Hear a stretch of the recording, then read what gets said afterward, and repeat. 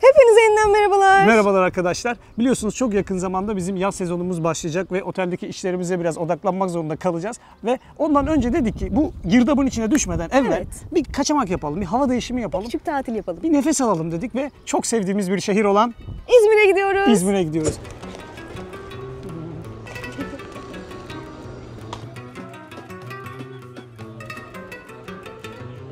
150 metre bitmek bilmiyor ya burası. Dedikodu yapar gibi anlatıyorsun. Dedikodu var bizim kanalda. Ha? Dedikodu var.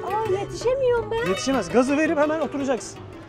Ebru'mla evlendiğimizin ilk yıllarında zaten İzmir'e sürekli gider gelirdik. Evet. Oradaki antik şehir, oranın o kültürel dokusu bizi her zaman çok etkilemiştir. Özellikle Efes'e her sene giderdik. Özellikle ve şu anda gitme sebeplerimizden bir tanesi de Efes'in artık gece ziyaretlerine açılmış olduğunu öğrendik. Evet. Böyle muhteşem bir ışıklandırma ortamı falan yaratmışlar. Gideceğiz, göreceğiz, yiyeceğiz, içeceğiz, gezeceğiz. 2-3 gün falan İzmir'de olacağız. Buna sizi de dahil edeceğiz. Umuyoruz ki güzel bir video olur.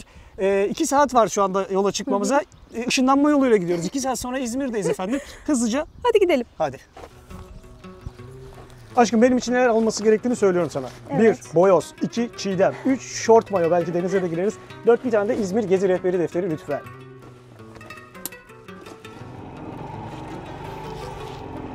Bu hafta bir değişiklik yapıyoruz. Karavanla gitmiyoruz. Atla bakalım. Hoş geldiniz. Ters gidebiliyoruz mu? Yok. Yok şaka yaptım.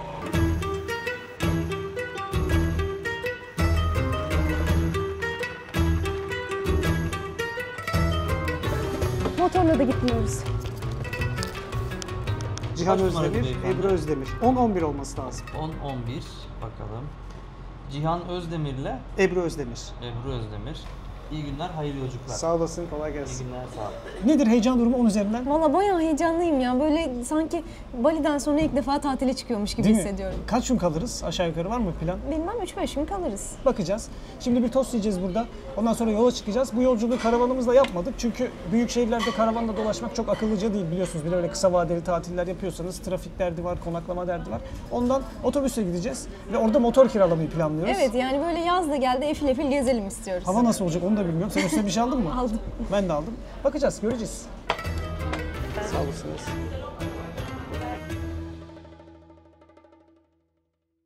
Arabamız geldi arkadaşlar. Evet. Bizi daha önceden bu yazıhanın önünde çok defa görmüşsünüzdür. Çünkü ben kendim olarak uçaklardan korkuyorum bilirsiniz. Hani yurt dışı gezilerimizde Ebru'ma uyup mecburen uçakla gidiyoruz bazı yerlere ama konuşmanın devamında çok güzel bir bilgi vereceğim size.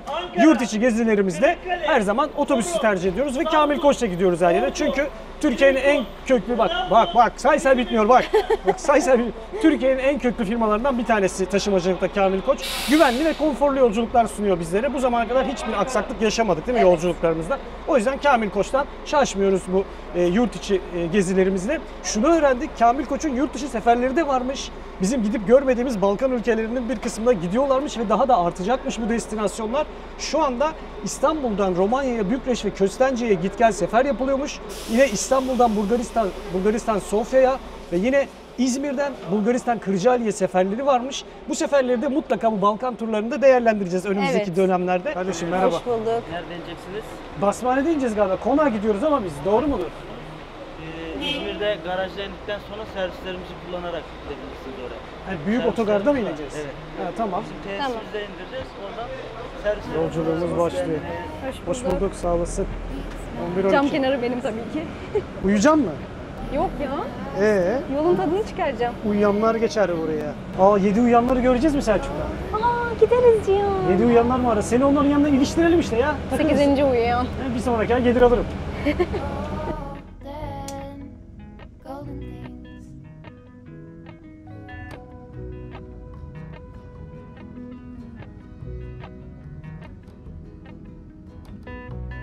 Mount Laurel high fives, miles in spring.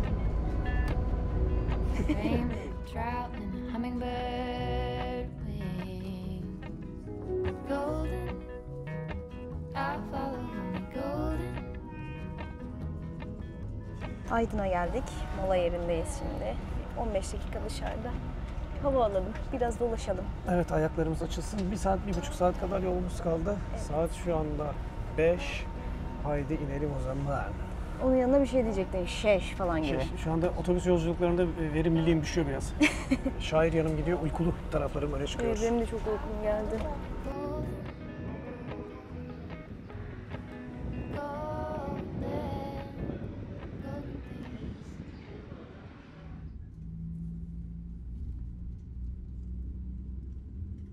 Evet, yolculuğumuz son buldu. Nasıl geçti yavrum? Çok güzel geçti. 12.30'da bindik, 6.30'da indik. 6 saatlik bir yol. Arada bir gelmek lazım ya. Değil mi? Bir çabuk gelince böyle sanki İzmir uzakmış gibi geliyor ama Evet. bir de böyle Değil. hava kararmadan gelince de iyi oldu. Ha tabii, gündüz bindik, gündüz indik. Güzeldi, yorulmadık. Şimdi kebapçı hayalini gerçekleştirmek üzere. Önce kalacak yer bulacağız. Evet. Sonra bir kebapçı bulacağız. Buradan Tabii önce bunlardan hepsinden önce bir servise servis gideceğiz. bulacağız. 3 numara dediler. Üç Bir numara. basmaneye gidiyoruz. Bütün eşyaları da bana taşıtıyorsun yani. Cihan'cığım gözümden kaçmıyor. Eşyaları taşıyorsun da benim montu da aldın. Onu da diyeceğiz. Evet, Hanımefendi kendine mont almadı. Geldiği zaman sıcak olacak zannetti. Hemen bizim Unutmuşum. monta kondu. aldım sanıyorum. Hepinize günaydınlar. Günaydın. İzmir'de ilk sabahımız şu anda. Evet. Dün gece geldik, bir otele yerleştik. Öncesinde birer dürüm yiyip bir yerlerde. Şimdi uyandık. Sırasıyla önce bir boyoz yiyeceğiz. Fethiye'de. Fethiye aklımdan çıkmıyor ya. İzmir'de nerede boyoz yenir diye yazdık ve en çok oy alan yeri bulduk. Kaldığımız yer de çok yakın zaten. Bakalım nasılmış tadı. Oraya Sen gideceğiz. boyoz yedin mi daha önce? Ya ben boyoz yedim de hani aklıma kazınmış bir boyoz tadı yok benim. Sana bir şey söyleyeyim mi? Ben 2 sene boyunca İzmir'de yaşadım. Ortaokul zamanları. Sonra çok gittim geldim. Çok dostlarım oldu burada. Bir kere bile boyoz yemedim.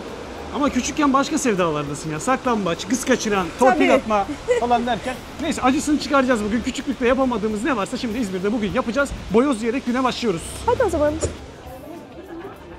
Evet, internetin dediği kadar varmış. İlk izlenim olarak bayağı kalabalık. Sıra bekleyerek alacağız boyozumuzu. Sade var, ıspanaklı, peynirli yiyeceğim ben. Patlıcanlı var, zeytinli var, mozzarellalı. Dur, hepsinden alamıyoruz değil mi Berat? Hepsinden nasıl alalım aşkım? Gün boyu yeriz ya. Daha kumru yiyeceğiz. Çantaya atar gün boyu atarız işte acıktıkça. Hayır, daha kumru yiyeceğiz. Benim yerime de sen söyle be. Önereceğiniz bir şey var mı? Tamam, öyle de alalım bir tane. Yeter mi 2 tane? Bir başlayalım 2 taneyle. Gün uzun. Sağ olun. Teşekkür İçeceği ederim. nereden al? Teşekkürler. Çok merak ediyorum. Bu beni doyurmaz yalnız. Buraya oturayım mı? Otur otur. Müthiş kebaba ya. Direkt at ağzına bir bak tadına. Çok merak ediyorum ya. Bir bakayım bir dakika, hangisi bu? Mozzarellalı mı yesem acaba? Şu peynirli, tamam standart yiyorum. Kopar. Umduğunu buldun. Güzel mi? Şundan da bak bakayım. Can çok güzel. Ben de bakacağım. Yanıyor. Ben de bakıyorum. İyi be. Sadece iyi be diyemezsin. İçi dop Evet, dolu simitçiyim Cihan. ya biraz işte. Simit diğer taraftan şey yapıyor, hatırlatıyor kendini sürekli. O hamuru ağzıma aldım mı simit gibi. Ama çok güzel. Çok güzel. Sabahları 2-3 tane attın mı bütün İzmir'i dolaşırsın turlaya turlaya. Soğudukça tadı sertleşiyor. Hemen hızlı alıp orada kasada atacağım. Tık tık tık tık. Benim kara kaplı defterim çıktıysa, hele bir de içinde de navigasyonla böyle telefonum varsa anlayın ki çok enteresan bilgilerle, çok yeni keşiflerle karşınızdayız. Şimdi ilk gideceğimiz noktayı iddia ediyorum bebeğim, İzmirliler bile tam olarak bilmiyordur bunun hikayesini. Yok canım. Tabii seni geçtim, beni geçtim. O kadar derin araştırdım. Şimdi tarihi asansöre gidiyoruz. Çok enteresan bir tarihi var. Güler misin, ağlar mısın? Bir tuhaf. Gidelim, görelim. Hep beraber karar verelim. En düşük mü? En düşük. Aşkım buna biz zor bineriz ha. Bineriz ya. Baksana ayağım değmiyor benim. Şöyle indir bakayım. İndireyim. İnmiyor mu? İnmiş hali bu. Cihan sen buna yetişemiyorsan ben ne yapacağım? Ben 1.98 boylu insan ya. Aa yetişemiyorum ben. Yetişemez. Gazı verip hemen oturacaksın.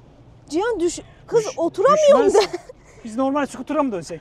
Biz normal gidelim. Aa baksana binemiyorum. Ayaklarım yere değmiyor. Hazırız.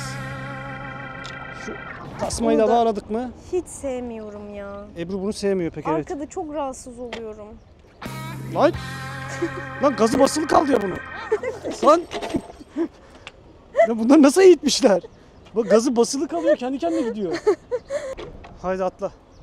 Hazır mıyız? Bilmiyorum. Öyle mi tutacağım beni? Ağaca tırmanan kedi gibi.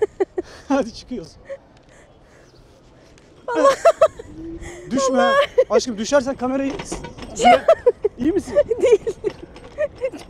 Çok rahatsızım. Rahatsız. Çok rahatsızım Cihan. Her gidiyoruz. Önümü hiç görmüyorum. Önünü görme. Eğileyim mi? Eğildim. Aa şurada yolu var ya bunu. Nerede? Aa bak orada çatır çutur gidiyoruz Ulan mal ya. gibi.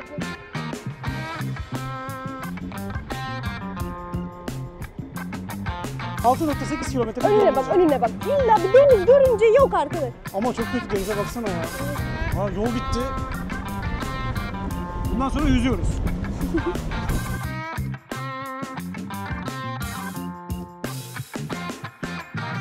Şimdi gideceğimiz mükemmel mekandan önce abimizi gördük. Burada sudan bir şey çıkıyor. Biz balık zannettik ama meğerse Yok, bak, mayılmış. kurşun çıkarıyorum. Burada torbada kurşun var. Yeni attım.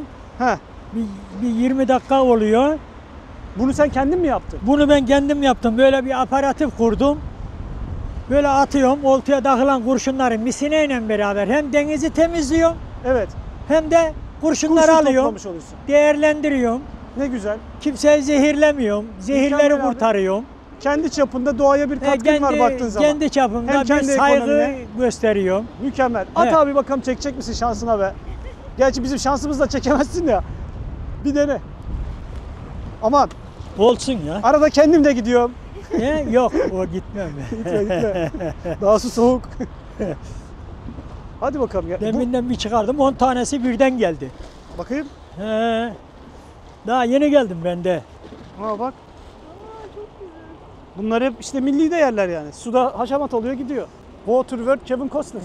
Ha bak bir şeyler çıktı. İşte misiniye bu o kurşunlar takılıyor buna. Evet. He. Ondan Böyle şey- geliyor ben de böyle hem temizliyorum bak. Aa bak ne kadar temizlemiş. Bunları ben atmıyorum. Başkaları mutlu. olsa buraya atar. Atar geçer. Çöp var abi orada. He, Çöpe ben oraya atarsın. götürür çöpe atarım. Yüreğine Başkaları sağlık hemen be. oltasından çıkıyor atıyor buraya. Ya atma niye atıyorsun ne var yani? Kimse geleceği düşünmüyor ki. 2 metre. Yok abi inşallah düzeleceğiz. Haydi kısmet. Haydi hayırlısı olsun. Haydi sağ ol. Şu anda geldiğimiz yer Karataş bölgesi olarak geçiyor arkadaşlar. İsmini birazcık kurcaladım. Karataş. Bölü 2'ye Karataş. Ne demek bu? Maden mi? Maden demek. Taş ocağı. Bulunduğumuz bölgede eskiden çok ciddi taş ocağı faaliyetleri gerçekleştiriliyormuş. Ve öyle bir hikaye getirmiş ki peşinde bu yapılan olaylar. Hemen size şimdi burada nakledeceğim bunları. Lütfen. Şimdi yapılan bu taş ocağı faaliyetlerinin sonucunda yukarıda bir cadde, aşağıda bir cadde oluşmuş. Niye? Çünkü zamanla o taşları kırıp yerinden çıkardıkça iki mahallenin arasında bir uçurum gerçekleşmiş yavrum. Aşağı mahalle, yukarı mahalle, roman havası buradan mı gelmekte? Evet, mümkün. Olabilir. Şarkının temelini inmemiz lazım. Bu oluşan uçurumun sonucunda insanlar toplamda 155 basamağı olan bir merdivenle bu mahalle cadde arasında git gel yapabiliyorlarmış.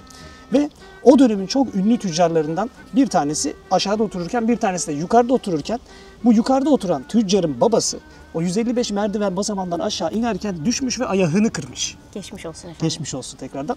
Ve aşağıda oturan tüccar da demiş ki ben de Cihan dedikodu yapar gibi anlatıyorsun. ben dedikodu var bizim kanalda. Ha, dedikodu var. Bu aşağıda oturan da demiş ki sonradan ya demiş bu yukarıda oturan tüccarla bizim demiş iş bağlarımız çok iyi, dostluğumuz var. Ben demiş buna bir kıyak yapayım Çok iyi. demiş. Ve Avrupa'da görmüş olduğu bu şehirler içindeki asansör sistemlerinden bir tanesini buraya neden uygulamayayım ben sevgili komşum için diye düşünürken Marsilya'dan getirdiği özel tuğlalarla buraya bir asansör yapmış. Yani bildiğiniz şehrin içinde bir asansör. Hani öyle bina, AVM falan değil. Şehrin içinde mahalleleri birbirine bağlayan bir asansör gerçekleşmiş. İşte burada. 1907 yılında yapılan bu asansör, asansör işletmesi olarak çalışıyormuş ilk başlarda. Ta ki 1983 yılında son sahibi olan mütevazi hayırsever Ayla Ökmen tarafından İzmir Büyükşehir Belediye'ye bağışlanana kadar. İzmir Büyükşehir Belediyesi burayı alıyor ve o aldığı zaman asansör kabinlerinin bir tanesi buharla çalışıyor, bir tanesi elektrikle. Büyükşehir bunun ikisini de elektrikli hale getiriyor ve halkın kullanımına ücretsiz olarak açıyor. Bugün tarihin içinde akıyoruz ya resmen. Evet, çok akıyoruz, hızlı. duramıyoruz. Gidelim. Gidelim. Biz şimdi kendi ülkemizi tanıtmak istiyoruz, tamam mı? Yani gittiğimiz her yerde, her ilçede, şehirde, nerede olursa olsun bir yerleri tanıtmayı seviyoruz. Ama her gittiğimiz yerde de maalesef ki bir sıkıntı yaşıyoruz. Şöyle ki, işte kamerayla çekim yapılacak, tripod yasak. İşte bilmem neyle çekim yapılacak, o su yasak. Biz niye kendi turizmimizi böyle biraz kalkındırmıyoruz mesela? Yasak kardeşim, yasak. Her şey yasak ya. Mesela Çok kızım. kamera yasak değil ama tripod yasak. Niye? Öyle, müzelerde de öyle. Böyle Ama yerlerde. neden Ya tripodun? tripodun şimdi kendine has bir duruşu var ya. O hani tripod, belki üstüne dürbün takacaksın, belki kötü amaçlı bir şey için kullanacaksın. Bunlar düşünülmüş devlet tarafından ve uygulamaya almış. Neyse isyan etmeyelim, asansöre gidelim istersen. Kızma ya.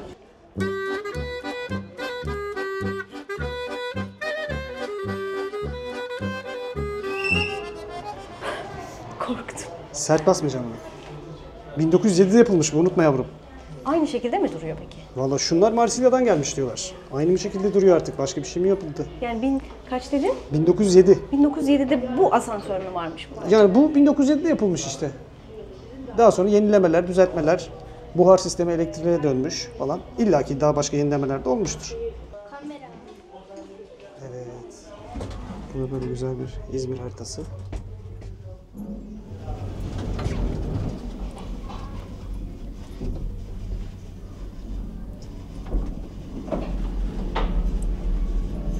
Evet, yaklaşık 40 saniye falan sürdü yukarı çıkışımız. Bir şey yapacak Bir şey mi mıyım basacağız acaba? Yok, açılacak, kendisi açılacak. 120 yıllık ya, belki otomatik değildir diye düşündük. Şimdi bu taraftan ittirebiliriz. Teşekkür ederiz. Esiyor ha burası. acaba? Yok ya. 60 metre çıktık. Hazır mıyız manzaraya? Dü dü dü, dü dü dü dü, Vay. dü dü dü, dü dü dü. Delidir kendisi, yeni çıktı.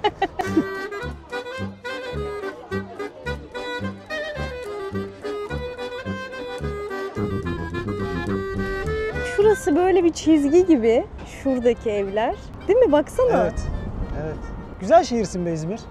Harika bir manzara. Peki sana çok kilit bir soru. Evet, Hazır mısın? evet. Bütün dürüstlüğünle cevap vereceksin. Evet. Antalya mı, İzmir mi?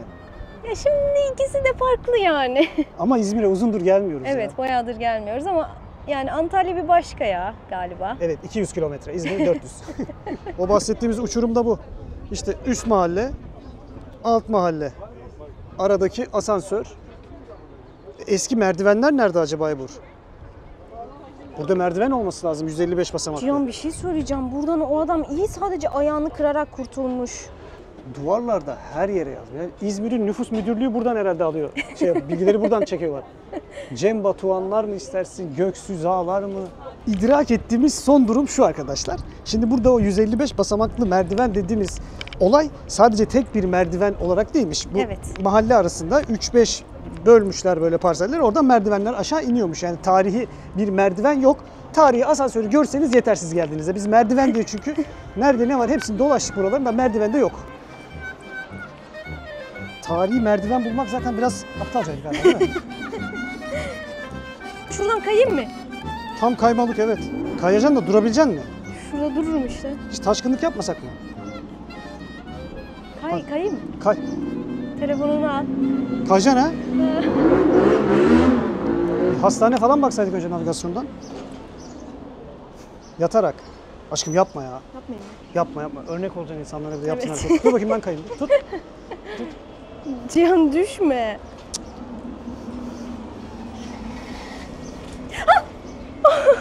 Yeter mi o kadar? Düşeceksin sen İzmir'e de. gelip merdivenlerden kaymadıksa demeyelim ya. Aşkım burada fazla oturmasak oluyor mu ya? Niye? Tuvaletim geliyordu. Ne kurbağa vardır burada ha. Şimdi sıra geldi Atatürk Müzesi'ne yavrum. Buranın hikayesi hemen küçük bir değineyim. Ben hikayelere değinmeden geçemiyorum biliyorsunuz Evet, çok arkadaşlar. sever Cihan. Şimdi burası 1880 yılında Agop Ispartalıyan diye bir vatandaş tarafından ailesine ev olarak yapılıyor bu bina. Daha sonra İzmir işgalden kurtulduktan sonra sırasıyla önce ordu karargahı olarak kullanılıyor ve ardından otel olarak hizmet veriyor ve son olarak da kamulaştırılıp Atatürk Müzesi'ne çevriliyor ve Atatürk'ün İzmir'e gelişinin 19. yılı anısına burayı müzeleştiriyorlar. İçeride o otel zamanından, ordu karargah zamanlarından kalma canlandırmalar var. Bu Balmumu herhalde bildiğim kadarıyla. Tam da bilmiyorum ama göreceğiz beraber. Ay Cihan çok güzelmiş ama. Güzel, bina çok iyi. Tarihin içine bir dokunuş yapacağız bakalım.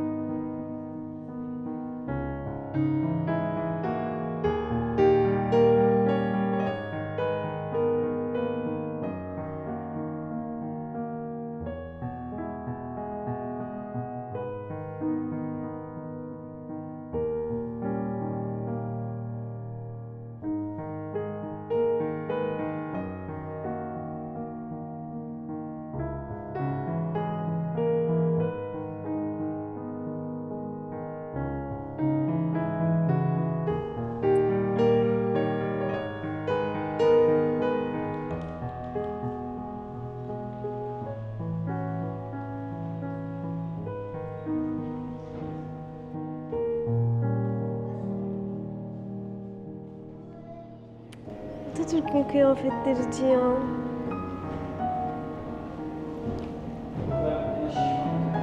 Tam galiba gözümle canlandırdığım kadar.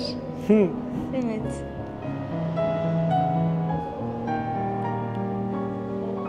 Bakar mısın ne kadar şık Cihan.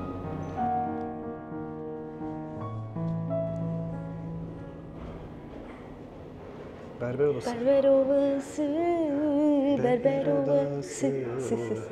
Wow, çok güzelmiş Cihan. Vallahi bu böyle bir ortamda saç kestirmek isterdim. Ben ki saç kestirmeye karşı bir insanım biliyorsun.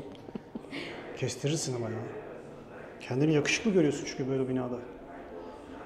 Binanın içinde küçücük kaldığın için defoların gözükmüyor. Bu neymiş? Misafir odasına da bakalım gel. Misafirler burada ağırlanıyor hem de otelkene. Otel odası. Kıyamazsın ya buradaki mobilyayı falan kullanmaya. Evet, çok güzel her şey. Şuraya kıvrılıp yatarız biz.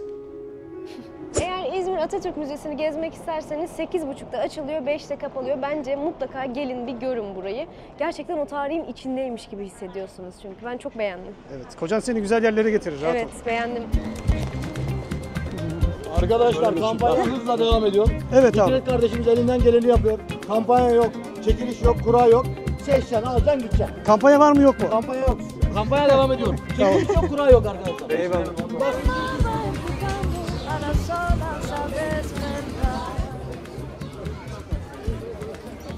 Ne alırsan 350 lira diyor. Çok kritik bir rakam hocam. Ne Değil mi? pahalı Ne ne pahalı? ucuz. Nasıl olacak? Nasıl karar vereceğiz? Anlamadım ben de. Şu anda Kızlar Ağası Hanı'na geldik. Ve kapıdan içeri giriyoruz. Burası muhtemelen böyle İstanbul'daki kapalı çarşı gibi bir yer diye düşünüyorum.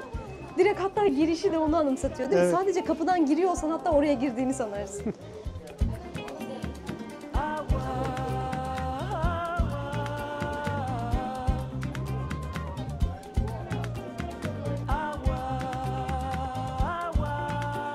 Evet şu anda Ebru bir iş anlaşması yapıyor hemen Evet. burada. Pasajın içinde girer girmez. Abi diyor ki 250 lira bu ama diyor reklamımızı da yapın. 300 liraymış. Burada normalde. diyor ben ki- de diyorum ki o zaman senin bana para vermen lazım şu an. Bir el sıkışın orta yolu bulun abi ya. Cepte kuruş yok diyor. Bence sorun yok güzel ya. Soğuk alabilirsin oradan en fazla. Kaç metre kaldı? 20. Agua salpica y purifica y del cielo cae el agua une a todos, nos da vida y dignidad. Şu anda Kumrucu Apo'dayız. Burayı inanılmaz merak ediyorum. Çünkü İzmir gezimizi hazırlarken size Instagram'dan sormuştuk. Nerede ne yenir, ne içilir, nereleri gezelim diye ve birçoğunuz nerede ne yenir kısmında Kumrucu Apo'da mutlaka yemek yiyin dediniz. O yüzden kahvaltımızı çok küçük yaptık.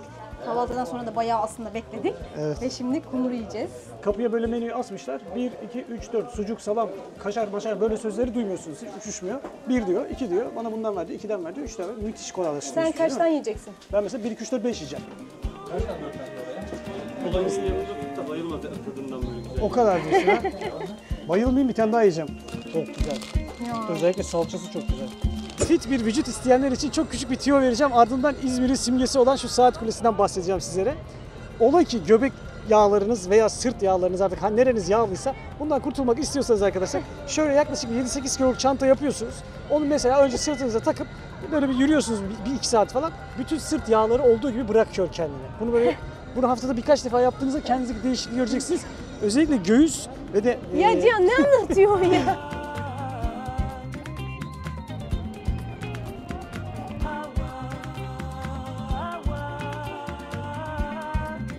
arkamızda İzmir'in sembolü haline gelmiş saat kulesi var arkadaşlar.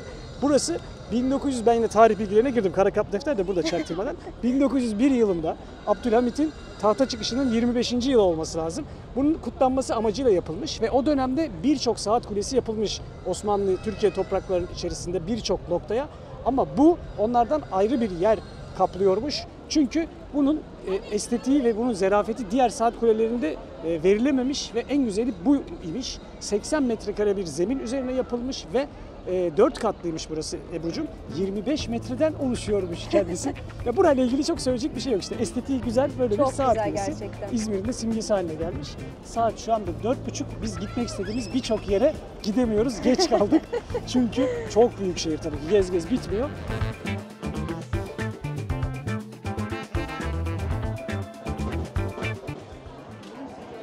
Kahvemizi de içeceğiz. Çok rahatmış. Çok yorulmuş ya.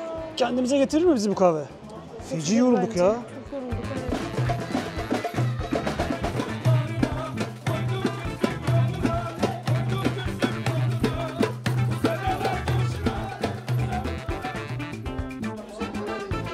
Renkler 250'ymiş.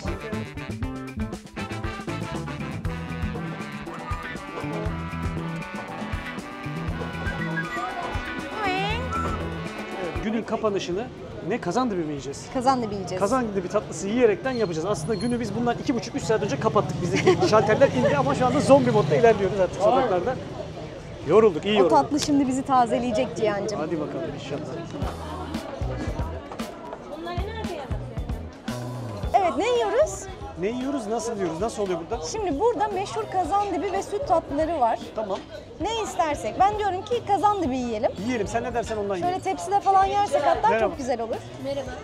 Buradan mı veriyoruz sipariş? Şimdi mi veriyoruz? Ne yiyelim? Şimdi buranın meşhur nesi var öncelikle? Öncelikle kazandibilerimiz mevcut bizim. 6 çeşit. Antep, badem, damla sakız, sade, ceviz, portakal. Of.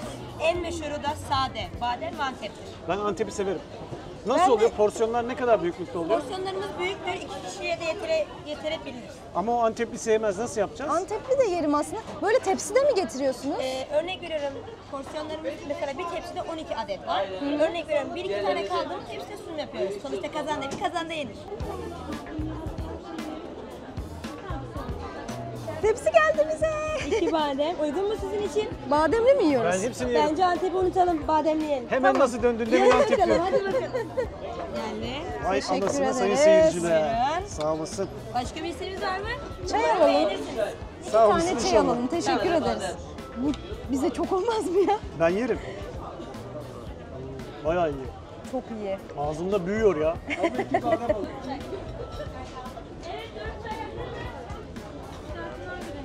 O kadar tatlının üstüne Cihan'cığım yan masadan özenip bir de üstüne profiterol söyledi. İnanabiliyor musunuz? 2 top bir şey değil ya. Bir şey değil canım, hiçbir şey değil. Kalanını da paket yaptık. Bu arada 2 tane kocaman kazandibi, bir tane profiterol, 2 tane çay, 270 lira ödedik. Bize çok uygun İyiydi. fiyatlı gibi geldi. Şimdi otele gidiyoruz. Yorulduk bayağı. Yarın görüşürüz. Yeni bir günden herkese merhaba. Merhabalar arkadaşlar. Bizim burada 3. günümüz ama sizin videoda kaçıncı dakikanız aşağı yukarı herhalde bir 25-30 dakika olmuştur değil mi videomuz? Olmuştur. Yani böyle video yapma işleri böyle 3 gün yaşıyorsun yarım saat çıkıyor. Yapacak bir şey yok. Umuyoruz güzel gidiyordur video. Umarız. Şimdi benim İzmir'e gelme sebeplerimden ikincisi. Birincisi bugün gideceğimiz Efes Antik Kenti'nin gece ışıklandırmasını görmek. İkincisi de bu Deniz Müzesi'ydi.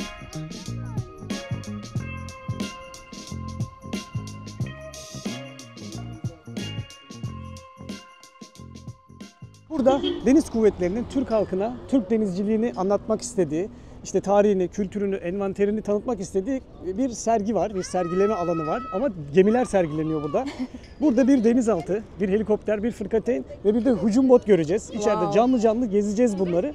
Ve bu envanterler savaşlarda kullanılmış, başarılara imza atmış aletlermiş. Öyle de tarihleri olan aletler. Yani gerçekte mi? Tabii gerçekte savaşlara katılmış ve başarı elde etmiş, bunların hepsi burada sergileniyorlarmış. Hemen şundan bahsedeyim. Şimdi fırkateyn ne demek? Ben biraz bunları bir hatırladım bilgileri gelmeden önce. Fırkateyn ne demek? Şunu söyleyeyim. Fırkateyn küçük savaş gemisi demek. O bildiğimiz en hayvani boyuttaki savaş gemilerin bir küçüğü. Yine onun gibi donanımlı ama görevlerinden bir tanesi ekstra olarak büyük savaş gemilerine destek vermekmiş. Fırkateynlerin birazdan göreceğiz. Hücum bot dediğimiz ise daha küçük savaş gemileri. Bunlar daha böyle atraksiyonlu işlere, operasyonel işlere girişirlermiş. Füze atma kabiliyeti çok iyiymiş ve gemi hani bombalamasında kullanılıyormuş. Gemi savar deniliyor galiba ona. Füze Peki ve bunları içeride görerek gözümüzde canlandırsak. gözümüzde içeride canlandıralım. Hadi gidelim o Evet. zaman. Denizaltıyı zaten biliyoruz. Helikopteri de biliyoruz. Ben Onları en göreceğiz. çok denizaltını merak ediyorum. O zaman şöyle ben hiç kesmeden girişten çıkışına kadar Hadi. çekelim. Giriş 90 liraymış bu arada yetişkinler için, çocuklar için ücretsiz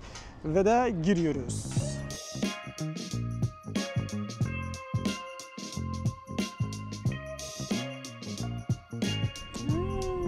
Gördüm. Aa çok güzelmiş. Tur başladı. Önden bir personel bizi gezdirecek şimdi.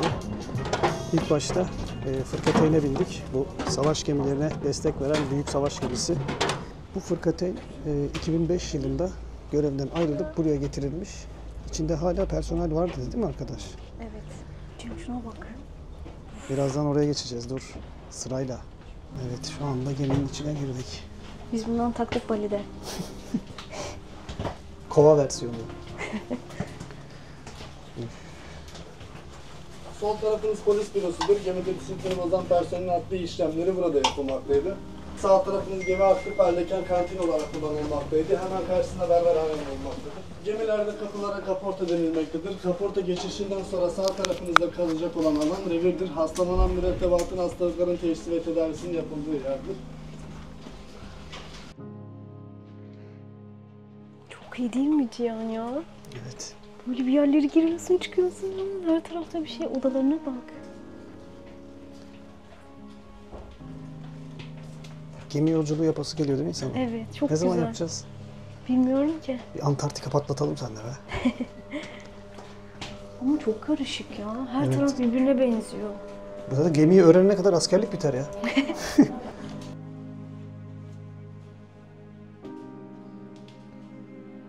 Eski gemilerimizden biri yok ediliyor. NATO ile olan anlaşmamızdan dolayı gemi alımındaki sayının üzerine çıkamıyoruz. O yüzden yeni gemi alıklarımızı eski gemilerimizi ya bu şekilde müzeye dönüştürüyoruz ya da tatbikatta yok.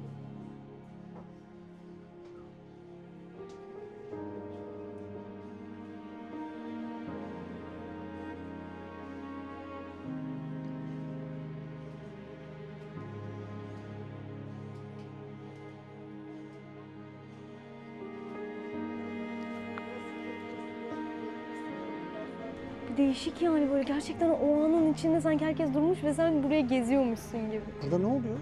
Anlatacak şimdi. Burası SHM yani Savaş Hareket Merkezi'dir. Savaş durumunda operasyon buradan yönetilir. Tespit edilen hedeflerin dost veya düşman olduğunu analizi buradan yapılmaktadır. Savaş oyunlarının ve tatbikatlarının planlanıp yönetildiği yerdir. Karanlık olmasının sebebi etrafta görmüş olduğunuz durum ve görev levhalarının daha net okunabilmesi içindir. Olası bir savaş durumunda ilk hedef burası olabileceğinden infilak veya yangın durumunda personelin doku ve duyu organlarının zarar görmemesi için koruyucu başlık ve eldivenler kullanılmaktadır. Bu başlık ve eldivenler yanmaz, yapışmaz, antiflaş.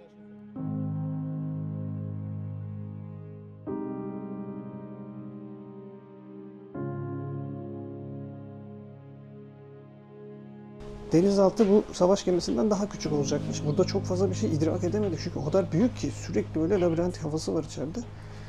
Yine de tabii ki Hani aynı yeri gezmeye çalışsam mesela tek başıma ancak bir odayı bulabilirim evet, şimdi. berber salonu değil mi o da? Evet.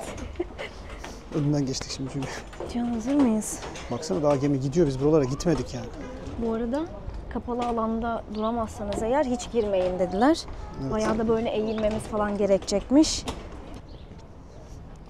Evet, canlı canlı bir denizaltının içine gireceğiz şimdi hep beraber. Hiç kesmeyeceğim burayı. Şimdi denizaltının dışarıda duran bir kısmı var mı? Şu anda üstünde olduğumuz deniz üstü kısmı. Bu komple dışarıda mı duruyor böyle? Ha doğru değil mi? Bu girmiyor içeri. Nasıl yani? O zaman deniz üstü Sen bu. deniz altındaymışız gibi hisset onun içine girdiğimizde. Normalde bu olduğu gibi içeride oluyor aşkım. Tamam işte kafam karıştı şu anda. Burası içeride oluyor. Tabii her şey içeride. Hiç böyle birazcık gözlem falan noktası bir şey Çıkıyor yok bak mu tepeden dışarıda? dürbün çıkarıyorlar ya, filmlerde hiç mi görmedin? Evet değil mi? Ya Karıştı ortalık biraz. demin geminin ön tarafına kadar falan geçmedik herhalde değil mi? Yarısını gezdik anladığım kadarıyla. Şuranın altına inin. Öyle yani daha gezmediğimiz 4'te 3'ü falan var galiba. Gezmediğiniz daha %70 alanı var. Değil mi? Toplamda üstleri de sayarsak 7 kat. Biz bir 3 katını falan gezdik herhalde.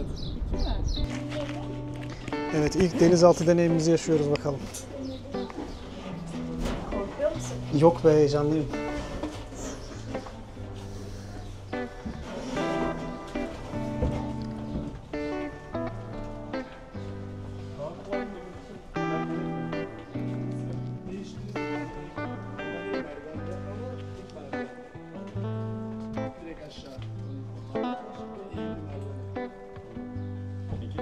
Baş torpido dairesinin ana özelliklerinden birisi denizaltı gemilerinin ana silahı olan torpidoların depolanması ve atışı bu daireden yapılmaktadır. Kızakta görmüş olduğunuz klasik bir torpido modelidir. Geminin her yerini etkin olarak kullanmak zorunda olan denizaltıcılar bu daireyi aynı zamanda kıdemsiz personel yatakhanesi olarak kullanmaktadır.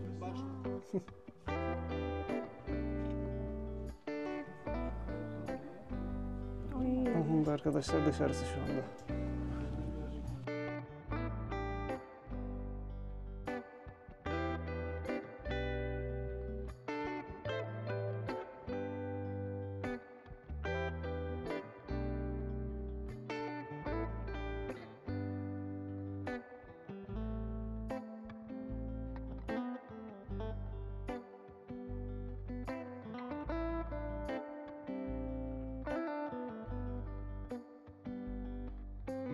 Düşünsene. Günler sonra böyle bir gün ışığına çıktığında biz belki şurada bir yarım saattir dolaşıyoruz ve ben şu anda gözümü açamıyorum. Harbi. Oradan girdik, buradan çıktık. Çok zormuş ya bu denizaltı olayı. Evet, çok. Allah sabır versin denizaltı askerlerine.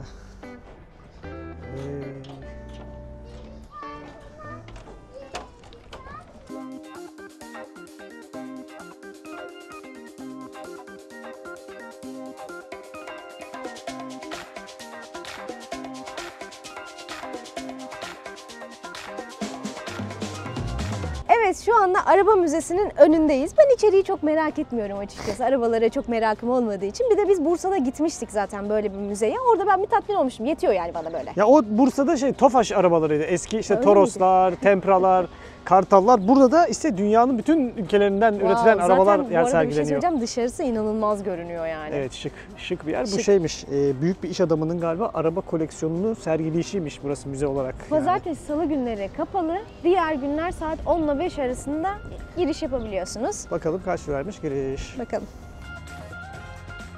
Teşekkür ederiz. Ferrari'ler Vay. Çok da anlarız ya arabalardan ama yine de bu ışıltılı ortamı bir görmek istedik. Kişi başı 200 liraymış.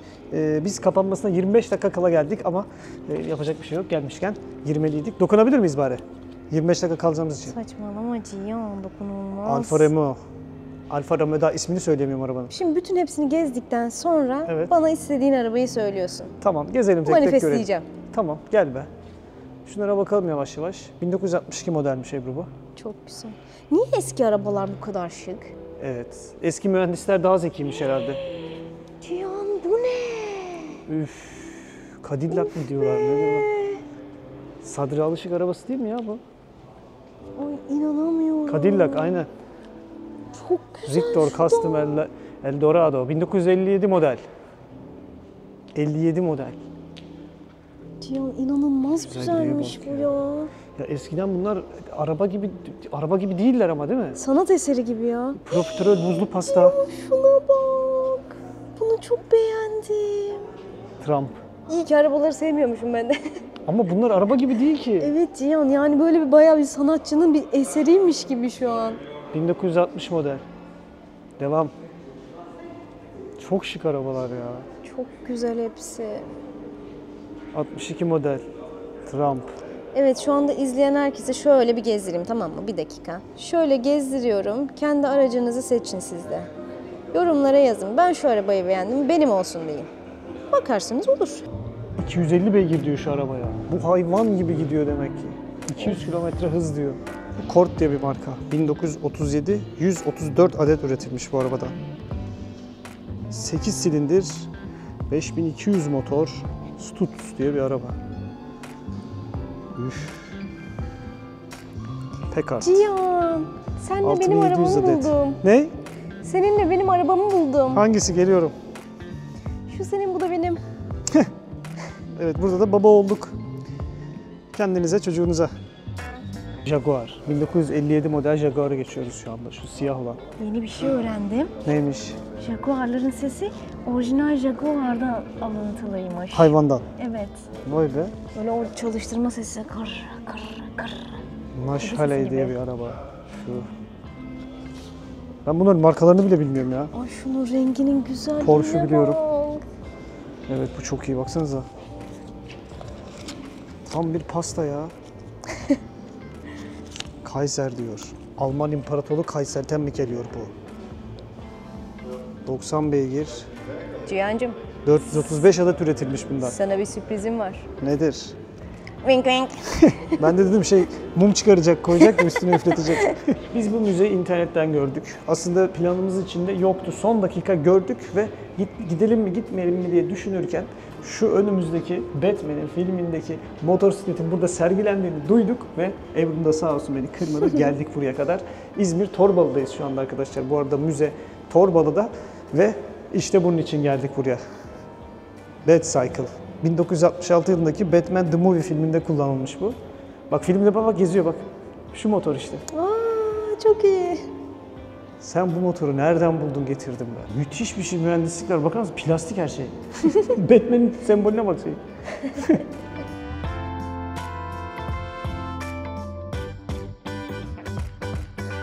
Sanırım müzedeki en eski araba bu. Cadillac 1903 model. 1895 adet üretilmiş. 6,5 beygir, 1600 motor. Senin araban bu işte. Hiç kazasız belasız dedikleri sürüş bu. Harika bir araba. Tekerine taş değmesin denilen araba bu işte aşkım.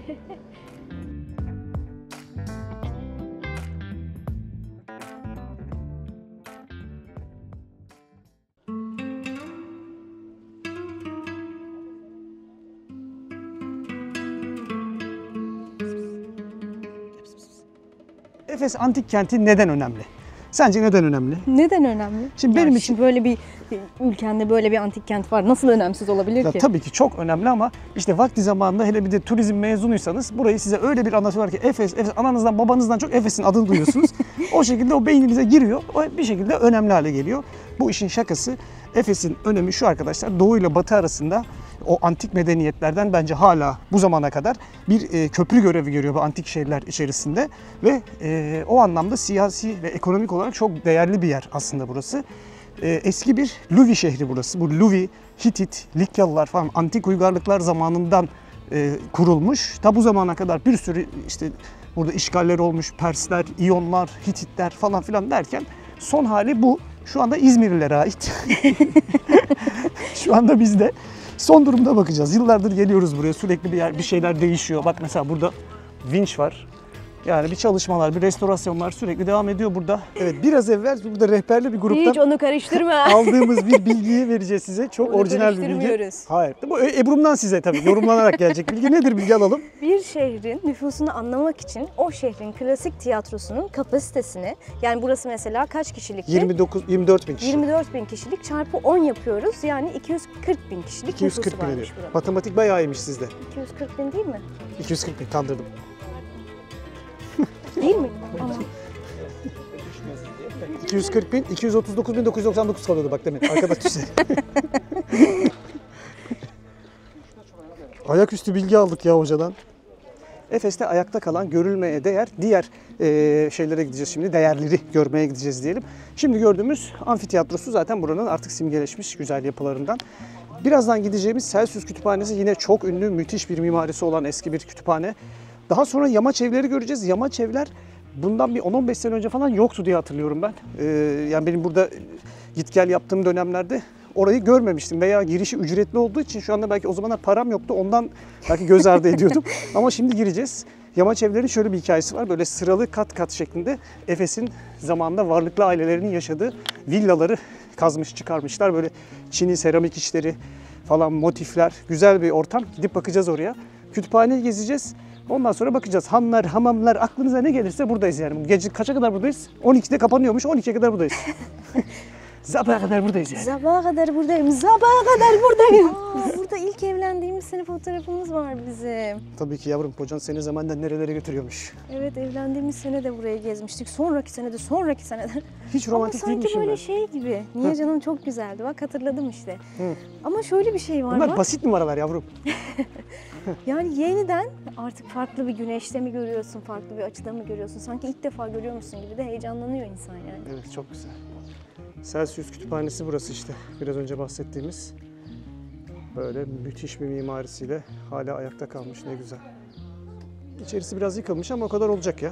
Kaç yıllık yer sonuçta. Bir bakalım kaç yıllıkmış. Hemen bakıyoruz. Efes'in hiç şüphesiz en tanınmış anıtı olan Celsius Kütüphanesi ise 110 yılları. İsa'dan sonra 100 yani 2000 yıllık bir yer burası arkadaşlar, düşünün. Geldik kütüphaneye. Hadi bir canlandırma yap bize. Girdin kütüphaneye. İlk soracağın kitap ne olurdu? O dönemde kütüphaneye girdim değil mi? Tabii girdin. Önce şeyi sorarsın. Direkt kitabı sormaktansa hangi bölüme gideceğini sorarsın. Ne bileyim, biyoloji, işte kimya, dünya ülkeleri, Tarih. tarihi. Tarih bölümüne gitmeyi Hangi tercih bölüme ediyorum. gidiyoruz? Buradayken tarihe gidiyorum. Estetik sens var mı o zamanlar? Tarihe geldim. Tarih bölümüne geldin. Geldik. Yetkiliden bir kitap iste şimdi. Latince o zamanlar konuşuluyor galiba. Ne diyeceğim hocam?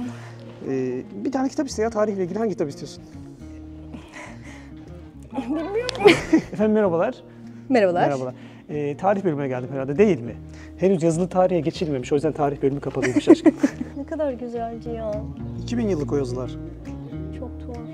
Sözü çağır yazı kalır derler ya. Buradan çıkmış. Bu kütüphanenin lafı o. Ciddi söylüyorum. Yani ben bu görüntüyü unutamam ya ömrüm boyunca. O zaman gece 12'ye kadar burada takılalım aşkım. Cihan bu nasıl bir şey? Resmen sanat eseri. Gir bakalım içeri. Çok güzel. Tarihin içinde aydınlık gecelerde gezmeye devam ediyoruz. Bak şimdi şunu şöyle düşüneceksin. Zamanında burada yaşayan insanlar ellerinde o ne deniyorlar ona? Gaz lambası. Gaz lambasıyla falan bu sokaklarda dolaşıyorlardı. Işıkları da böyleydi çok büyük ihtimal. Ne kadar güzel ya. Bak şuralarda meşaleler falan büyük ihtimal takılıydı. Olaylara böyle bakalım. Evet, tiyatro bölgesine de geldik. Buranın aydınlatmasını görelim diye. Çok Ebru'm büyük pek umutlarla beğenmedi. geldik buraya Evet. aslında. Hatta diğer taraftan daha çok merak ediyordum burayı. Bence beyaz ışık gitmemiş buraya. Yine Evet. çok güzel olmuş ama sarı ışığın ambiyansı çok daha farklı. Burası biraz daha böyle şey gibi olmuş. Biraz Şehir halı stadyumu. sahaya çıkacak. Hasanpaşa Şehir Stadyumu gibi olmuş. Kabul edelim. Ama Olsun güzel. şu amber ve sarı tabii ki her yere olduğu gibi antik kentleri de çok iyi gitmiş. Tebrik Evet. ediyoruz bu renkleri seçenleri. Beyazlar da dediğimiz gibi Hasanpaşa Şehir Stadyumu diyelim. Ay merhaba. Merhaba. Gelin Ay, bakalım. hoş geldiniz canlarım benim. Gel. Hoş geldin güzelim benim. Anam tipe bak tipe. Hoş Zıpırtak ya bu. geldin.